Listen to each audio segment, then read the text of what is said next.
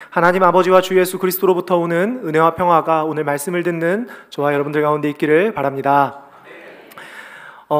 교회학교 헌신 예배로 드리면서 특별한 본문을 준비를 할지 아니면 저희가 오후 예배 때 지금 살펴보고 있는 신앙의 기본 시리즈를 이어서 할지 고민하다가 답이 아주 쉽게 나왔습니다.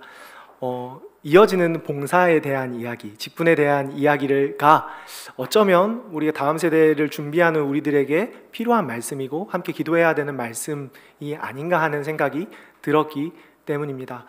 하나님의 교회는 성도들의 봉사와 헌신을 통해서 세워져 갑니다. 그것은 다음 세대 역시도 마찬가지입니다. 우리가 다음 세대를 양육하면서 주님의 이름으로 드리는 이 봉사와 헌신을 통해서 우리의 다음 세대가 자라납니다. 그리고 이들 역시도 교회의 봉사자가 되어서 그리스도의 몸을 세워가고 필요를 채우는 일들에 헌신하게 되지요. 서로의 모습은 다르고 배경은 다르고 또 가지고 있는 은사는 다를지 모르지만 하나님 한 분을 섬긴다는 것, 그리스도의 교회의 필요에 응답한다는 점에서 젊은 세대들이나 이미 앞선 기성세대들이나 우리는 본질상 같습니다. 그렇기 때문에 다음 세대를 섬기기 위해 또 다음 세대가 함께 예배드리면서 우리 어른 세대들을 섬기기 위해 이 봉사에 대한 말씀을 같이 나누는 것은 의미가 있겠다 하는 생각이 들었습니다. 그래서 오늘 봉사에 대한 얘기를 좀 나누고요. 마지막 설교 말미에 우리 교회학교에 대한 기도 제목과 함께 교회학교에 대한 저의 비전을 좀 나눴으면 합니다. 길게 준비하지 않았습니다. 함께 묵상하면 좋겠습니다. 오늘 본문에 보니 꾸준히 수를 더해가던 예루살렘 교회에 문제가 생겼습니다. 원망과 시비하는 일이 생긴 것이죠. 교회 안에 구제하는 일이 규모 있게 이루어지지 못해서 구제를 받아야 하는 몇몇 특정한 헬라파 유대인들이 매일의 구제에서 제외되었기 때문입니다. 이 일은 교회 안에 원망을 만들었습니다. 또한 사도들 역시 점점 많아지는 교회 사무에 의해 말씀 준비와 기도 생활에 지장이 있었습니다. 현실적인 문제인 한편 교회의 본질의 문제입니다. 이것이 옳고 그른가에 대한 시비가 생겼습니다. 모범적인 교회라 할지라도 이 땅의 교회는 문제들을 다 안고 있습니다. 때로는 원망과 시비가 생기기도 하는 것이죠. 예루살렘 교회는 이 문제를 어떻게 다루었을까요? 바로 직분을 피택해서 세우는 것으로 이 문제를 다뤘고 그것이 교회의 필요에 응답하는 일이었습니다. 사도들은 구제하는 일을 맡기기 위해 직분자를 세우기를 모든 성도들에게 선언합니다. 임의로 사람을 세우는 것이 아니라 온 성도와 함께 직분자를 세우는 것이죠. 쉽게 얘기해서 공동의회를 소집하고 안건을 상정합니다. 여기서 주의 깊게 볼 것이 있습니다. 먼저 직분의 목적은 구체적인 봉사를 위함이라는 것입니다. 오늘 본문의 경우는 구제하는 일을 맡기기 위해서 직분자를 세웁니다. 아무런 목적이 없이 그저 명함만 하나 파주는 것이 아니라 일을 맡기기 위해서 교회의 사무를 다루기 위해서 직분자를 세우는 것이죠. 헬라어 성경에 보면 세워지는 직분자에 대해 의도적으로 일꾼을 뜻하는 디컨이라는 단어를 사용하고 있습니다. 디컨은 일꾼이라는 뜻이죠. 직분의 봉사와 불가분하다는 것을 의미하는 것입니다. 또 1절에 매일의 구제를 의미하는 단어, 이 사역을 의미하는 단어도 디아코니아, 일입니다. 그런데 4절에 말씀 사역을 지칭하는 단어 역시도 디아코니아라는 똑같은 단어를 사용하고 있습니다. 맡은 일은 다릅니다. 구제하는 일, 그 다음에 설교하는 일은 분명히 구분되는 서로 다른 일이죠. 그것을 맡은 직분도 서로 다른 직분입니다. 그러나 똑같이 디아코니아라고 이야기하고 있습니다. 왜 그렇습니까? 그리스도의 몸을 세운다는 점에서 본질은 같기 때문입니다. 오늘 찬양을 섬긴 우리 중고등부 학생들이나 우리 경례하면서 박수 한번 할까요? 네. 오늘 찬양을 섬긴 우리 중고등부 학생들이나 예배에서 말씀을 섬기고 있는 저나 또 다른 모습으로 섬기고 있는 직분자들의 직무와 또 섬김은 서로 모습은 다르지만 그리스도의 몸을 세우고 교회의 필요를 채운다는 점에서는 그 본질이 같습니다. 그것이 봉사이죠. 여기 본문에 보면 직분자의 수도 명확하게 공동의회에서 지목합니다. 몇 명을 세울지를 얘기하고 있죠. 7을 택하자고 이야기합니다. 왜 7일까요? 7이 좀 느낌이 좋은 숫자라서 이 사역을 맡기에 적절한 수가, 좀 필요한 수가 7명이었기 때문입니다. 그러니까 사람들을 세우기 위해서 직분을 남발하는 것이 아니라 본질적으로 주의 사역이 이루어지는 이 일을 위하여서 필요한 사람들은 일꾼을 구하고 세우는 것이죠. 세워진 7사람이 모두 헬라식 이름을 가진 헬라파 유대인이었다는 사실도 의미심장합니다. 예루살렘 교회는요, 절대적 다수가, 여기서 헬라파 유대인, 히브리파 유대인 이렇게 하니까 무슨 뭐 백곰파 뭐 이런 건가 이렇게 생각하실 수 있는데, 쉽게 얘기하면은 사용하는 언어가 다른 그 유대인들입니다. 똑같은 유대인들인데 히브리어를 사용하는 유대인들이 있고 헬라어를 사용하는 유대인들이 있다는 거죠. 출신과 고향과 또 집단이 처음에 달랐기 때문에 각각 이게 각각 다른 외국어를 사용하는 지체들이 같은 교회에 모여 있었던 것입니다. 그런데 예루살렘 교회의 절대적 다수는 누구냐면은 히브리파 유대인들입니다. 히브리어를 사용하는 유대인들이 많습니다. 그런데 정작 이 재직을 선출을 해보니 헬라파 유대인들이 모두 다 헬라식 이름을 가진 사람들이 직분자로 세워졌습니다. 이게 뭘 의미합니까? 헬라파 유대인들이 주로 선출된 것은 혈연, 지연, 개인적인 어떤 동기에서 직분자를 선택한 것이 아니라 이 교회의 필요를 채우기 위해 적합한 자가 누구인지, 지금 우리 교회 현안에 이 사물을 다루기에 적절한 자가 누구인지를 살펴서 세웠기 때문입니다. 무엇이 문제가 됐죠? 헬라파 유대인들이 구제받지 못하는 것이 문제가 되지 않았습니까? 그래서 그들의 형편을 잘 알고 살필 수 있는 사람을 직분자로 선택해서 세운 것이죠. 나랑 친한 사람, 내가 좋아하는 사람, 하고 싶은 사람을 선택했다면 상대적으로 소수인 헬라파 유대인들은 선출되지 않았을 것입니다. 그러나 이 예루살렘 교회의 성도들은 교회의 필요를 채우기 위해서, 교회의 문제를 다루기 위해서 적합한 사람을 구별하여 세우죠. 그렇게 하기에 7명의 헬라파 유대인들이 직분자로 세워질 수 있었던 것입니다. 지금 무엇을 이야기하고 있습니까? 직분의 본질은 봉사이며 목적은 교회의 영적인 필요를 채우는 일입니다. 교회 직분은 세속적 의미에서 계급이나 권력이나 명예가 아닙니다. 이기적인 동기와 목적으로, 예를 들면 교회 안에서 내 영향력을 좀 더 키워보거나 자아를 실현하거나 아닌 다른 사람들과의 어떤 관계망을 넓히기 위해서, 아니면 내 영향력, 호감 관리를 위한 목적으로 이 봉사를 대하는 것은 직분의 타락이며 반역입니다. 만약 그렇다면 일은 잘할 수 있겠죠. 동기가 확실하니까요. 일은 잘할 수 있겠습니다. 그러나 교회의 영적인 건전성에는 심각한 어려움을 가져오게 됩니다. 반대로 일하지 않는 직분 역시 교회를 어렵게 합니다. 교회의 필요를 위해서 세웠는데 그 필요에 응답되지 않는다면 교회가 어려움을 겪게 되겠죠. 6절 말씀에 직분자를 세우는 방법이 나오는데 무엇이라고 되어 있죠? 기도와 안수로 직분자를 세우고 있죠. 무엇을 위한 기도이고 무엇을 위한 안수일까요? 합당한 직분자를 달라는 기도이며 동시에 세워진 직분자에게 이 봉사를 감당할 만한 은사와 성품을 더해 주시기를 간구하는 기도이지요. 이 기도가 무엇을 의미합니까? 직분자는 하나님이 주시는 거죠. 하나님이 이 교회의 필요를 채우기 위해서 각 사람을 부르시고 각 사람에게 직분을 맡기시고 교회의 필요에 채우고 응답하는 일에 우리를 사용하신다는 것입니다. 또 안수로 직분자를 세우죠. 안수가 무엇을 의미합니까? 위임을 의미하죠. 위임 받아서 안수 받는 거죠. 누구에게 받는 위임입니까? 하나님에게 받는 위임입니다. 성부, 성자, 성령의 이름으로 재직에 대한 서약을 하고 하나님의 이름으로 안수를 받습니다. 왜 그렇습니까? 이 직분을 우리가 비록 선출했지만 하나님께서 우리에게 주신 직분자라는 것을 고백하기 때문입니다.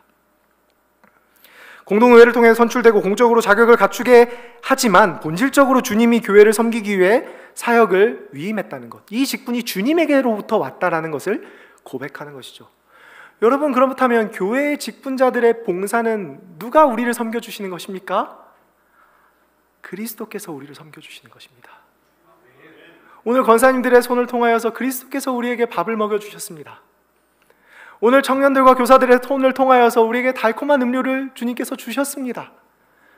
우리 주님께서 목사의 입을 통해서 하나님의 말씀이 선포되게 하시고 장로들의 헌신과 사역을 통해서, 집사들의 수고를 통해서 교회의 필요를 채우고 응답하십니다.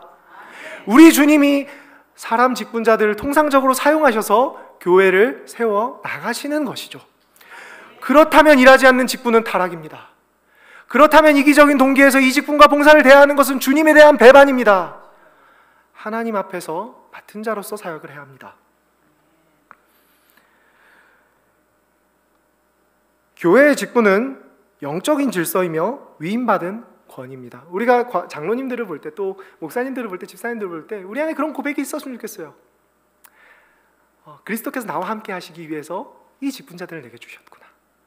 나를 다스리는 장로가 필요하기 때문에 이 장로님들을 주셨고, 내게 말씀을 전해주시는 목사님 필요하기 때문에 내게 목사님을, 말씀 사역자를 매주 나에게 보내주셨고, 봉사하는 일, 그 일들을 질서 있게 하기 위해서 우리의 보이지 않는 데서 수고하는 집사님들을 우리에게 주셨구나.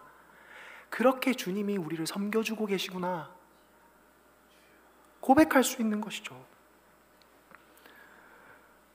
위임을 받은 사람이 자기 마음대로 행동하면 어떻게 되겠습니까? 내게 명령을 주신 분과 다른 말을 하고, 내게 명령을 주신 분과 다른 뜻을 전하고, 내가 원하는 대로 한다면은 그것은 주인에 대한 배반이죠.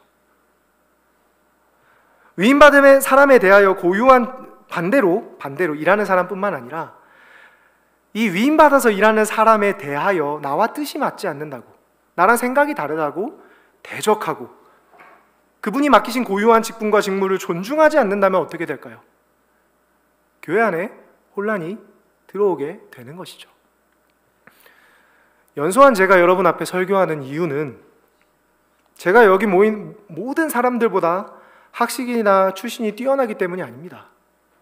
제가 여기 계신 성도님들보다 더 영빨이 좋고 경건이 탁월하기 때문에 여러분 앞에 설교하는 게 아닙니다. 제가 이 설교 사역을 감당하는 이유는 하나님께서 저를 목사로 부르셨고, 목사를 통해서 이 봉사를 감당하게 하셨기 때문입니다. 제가 주님께 이 사역을 위임받은 목사이기 때문에 저는 철저히 사라지고 주님의 것이 나타나기를 바라며 이 사역들을 감당하는 것이죠. 마찬가지로 저도 교회의 장로님, 권사님, 집사님을 존경하고 존중해야 합니다. 왜냐하면 무엇보다 이들이 주님의 사역을 위임받은 사람들이기 때문입니다. 설교 사역도 디아코니하고, 다스리는 일, 봉사하는 일, 우리 눈에 작아 보이는 그 일도 디아코니아입니다. 직분이 봉사라고 하니까 어떤 사람들은 오해합니다. 일을 잘하지 못하면 쉽게 판단하고 미워하죠. 저 맡은 사람인데 당신이 이 일을 맡았으면 이걸 똑바로 해야지. 이 부분도 좀 생각해 봐야 합니다. 설교를 예시를 한번 들어볼게요. 우리 설교를 흔히 음식하는 거에 비유를 하잖아요. 요리에 비유를 하잖아요. 요리는 누가 하죠? 네, 크게 요리사가 하거나 요리사가 합니다. 또 누가 합니까? 네, 맞습니다. 가족이 하죠. 저의 아내가 하거나 혹은 저희 엄마가 하거나 때론 제가 합니다. 네. 할렐루야. 다르게 말하면 봉사하는 사람을 두고 요리사라고 생각하면 우리는 뭐가 되는 겁니까? 손님이 되고 소비자가 되는 거죠. 손님이 되고 소비자가 되는 겁니다. 이 서비스가 마음에 들지 않으면 얼마든지 떠나도 되고, 이 서비스가 마음에 들지 않으면 의무를 지지 않아도 되고, 마음대로 평가할 수 있고, 관계를 끊어버려도 아무런 문제가 없습니다. 아무런 책임이 없는 거죠. 그러나 나에게 음식을 주는 이 사람이, 나에게 봉사해주는 이 사람이 나의 가족이라면 음식을 먹고 마시는 이곳은 어디가 됩니까? 우리의 집이 되죠. 부모가 좀 부족하다고, 자녀가 만족스럽지 않다고 마음껏 미워하고 평가하고 판단하면 그 집이 어떻게 되겠습니까? 내가 좀 불편하다고 집에 안 들어가고 대화하지 않고 이해하려 하지 않으면 그 집이 어떻게 되겠습니까? 서로의 연약함을 격려하고 부드럽게 대화하며 의견을 전하고 비록 더디게 흘러가더라도 사랑하고 위한다면 어떻습니까?